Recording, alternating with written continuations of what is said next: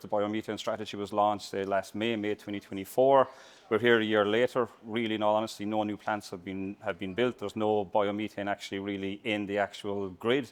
So it's just to highlight those issues, to see what's there, and to show, like, maybe to farmers the opportunities that do exist, like from an agricultural point of view, to be a feedstock supplier into this industry, or even maybe to be an owner or developer of one of these plants. There's an opportunity there for everybody. So it's not a case of it's just for say dairy farmers that will have slurry, or pig farmers, but all farmers. So like if you're grass-based farmers, there's the option there that grass can actually be fed into these biomethane plants, into these AD plants. But further than that as well, I think myself personally, there's a huge opportunity here for guys in tillage, that this can be part of your rotation. It can be a guaranteed income every year, where a percentage of your land you're growing a specific crop each year to feed into a local AD plant, and you've that kind of guaranteed piece of income that's coming in, because we're all aware, like for the last number of years, tillage especially it's under pressure with prices globally and that. So if there was some bit of certainty within that industry, I think would really actually help tillage to develop further and to grow is what we need. I suppose for tillage farmers to become involved,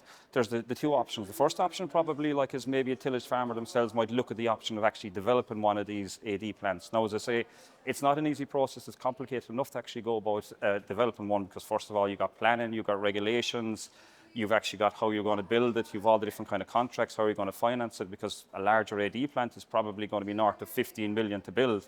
So there is that option maybe for larger farmers, or a number of farmers together, maybe in a co-op that can build a plant. But maybe to start off the industry, it's probably more a kind of a case of that you have the AD developers who are coming in to build the plants, and that the tillage farmer can maybe sign a feedstock contract with these AD developers. So you're supplying maybe a whole crop, or you're supplying a grass, or you're supplying something that's kind of, let's say, a catch crop within your rotation. And then the other side of it is, by having that relationship with the AD developer, they're probably going to be supplying back digestate to you, which is going to be rich in nutrients. It's going to be like a soil conditioner for yourself. It'll be replacing a lot of your chemical fertilizer, hopefully, as a tillage farmer. So it's a win-win on both those sides. When we look at tillage for the last number of years, I say if we look at the moment at dairy and at beef and even at pigs and chickens, there's a positive outlook there at the moment. The incomes are kind of rising, but for the last number of years, tillage has been struggling. But like with something like this, for a tillage farmer, maybe 20-25% of your rotation is actually going into the AD plant. You've got a long-term contract in place there, and then you're also de-risking at the other side, where you're taking away that risk of higher fertilizer prices by getting this natural digestate back. It's coming from the AD plant, and it's replacing that chemical fertilizer in your system.